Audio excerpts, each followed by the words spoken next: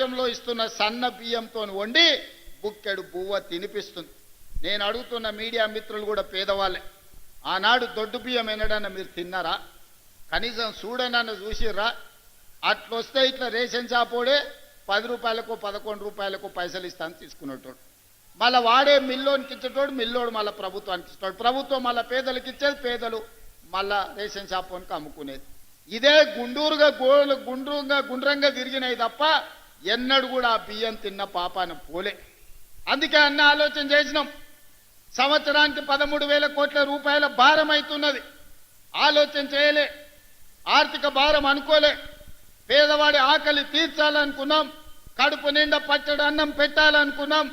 ఎన్ని అడ్డంకులు వచ్చినా, ఎన్ని ఆర్థిక ఇబ్బందులు వచ్చినా వాటన్నిటిని అధిగమించి ఈనాడు ప్రతి పేదవాడికి సన్న బియ్యం ఇస్తున్నాం.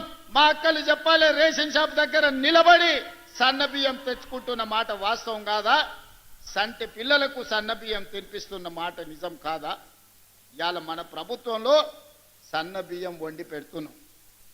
ఈ విధంగా ప్రతి పేదవాళ్ళని దృష్టిలో పెట్టుకొని సంక్షేమ పథకం పేదవాళ్లకు అందాలని, పేదల యొక్క యోగక్షేమాల కోసం ఈనాడు మనం ఆలోచన చేస్తున్నాం. మా మాధవరెడ్డి అని ఇప్పటి దగ్గర ఒకటే చెప్పిండు, మర్యాదగా చెప్పిండు, జర భయపెట్టినట్టు చెప్పిండు. ఏమడిగిండే? ఆయన కోసం ఏం కాంట్రాక్ట్ అడగలే, పేదోళ్ళ కోసం ఇందిరమ్మ ఇండ్లు అడిగిండు.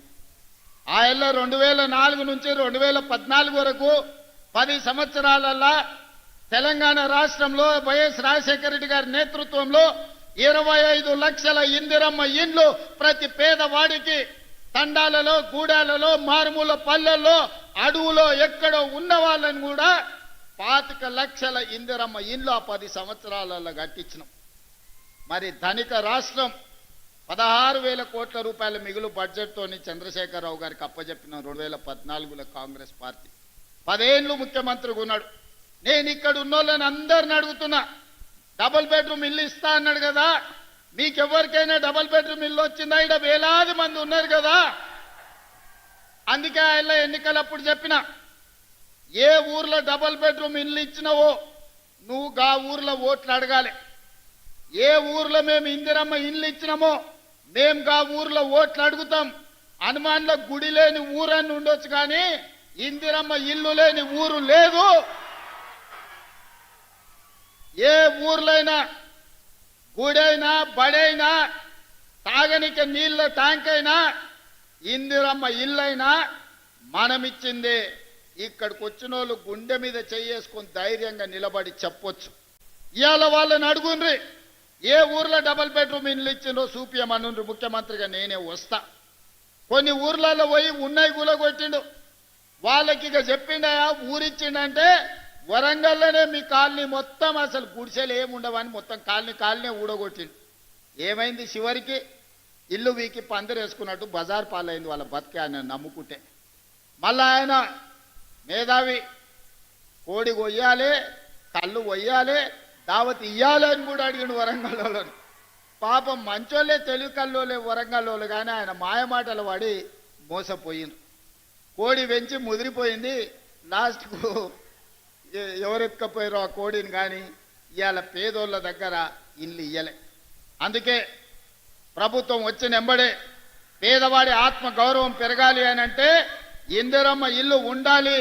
ఇందిరమ్మ ఇల్లు ఉండాలి అనంటే ప్రభుత్వం ఆర్థిక భారమైనా పర్వాలేదు, ఇచ్చి తీరవలసిందే అని మొదటి విడతగా ప్రతి నియోజకవర్గానికి 3,500 ఇండ్లు, దాదాపుగా 4,50,000 ఇండ్లు, 22,500 కోట్లతోని పేదలకు ఇండ్లు ఇచ్చినాం. ఇవాళ ప్రతి గ్రామంలో ఇందిరమ్మ ఇండ్ల పనులు మొదలైనవి. అందుకే ఈరోజు ధైర్యంగా ఆ సంతోషంతో మీ అందరి అభిప్రాయాన్ని సోదరుడు మాధవరెడ్డి గారు మా కనీసం ఇంకొక 3,000 ఇయ్యమంటుండు. ఎప్పుడైనా పండ్లు కాసే చెట్టుకే రాళ్ళు పడతాయి, పెడతామంటే అడుగుతారు, కొడతామంటే దూరం పోతారు. అందుకే మాధవన్న నువ్వు ఎట్లన్నా వేసి ఇంకా మళ్ళీ 3,000 ఇండ్లు రాబట్టాలని ఉపాయం వేసిండు మీ అందరి కోసం.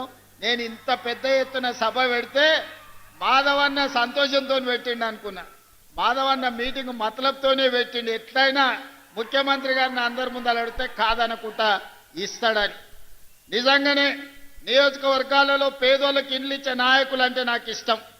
పేద ప్రజల్ని ఆత్మ గౌరవంతో బ్రతకడానికి సహకరించే శాసనసభ్యుడు ఉంటే భుజం తట్టి ప్రోత్సహించాలనేదే మన ప్రభుత్వం యొక్క ఆలోచన.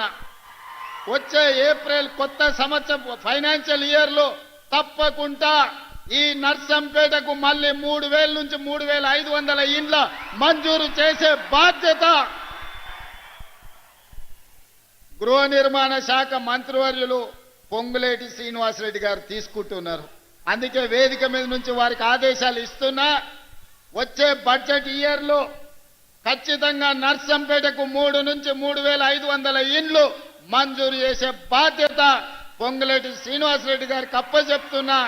వారిని పర్యవేక్షించుకుంటూ నీకు ఇండ్లు ఇచ్చే బాధ్యత నేను తీసుకుంటా అని చెప్పి ఈ సందర్భంగా నర్సంపేట మిత్రులకు నేను తెలియజేస్తున్నా. మిత్రులారా, ఇవాళ మా ప్రభుత్వం మొట్టమొదటి భారత ప్రధానమంత్రి పండిత్ జవహర్లాల్ నెహ్రూ గారిని ఆదర్శంగా తీసుకున్నాం.